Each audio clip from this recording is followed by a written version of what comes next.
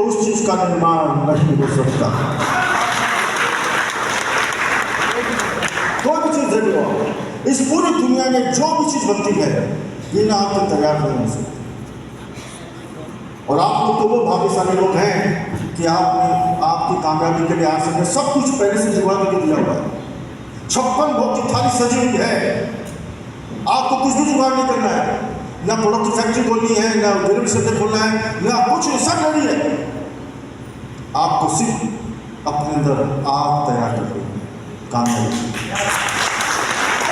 कर सकते हो, आग लगा सकते हो, हिम्मत है तब है। इसलिए जय आसिम जब भी बोलो पूरे आग के साथ बोलो 1 2 3 जय आसिम।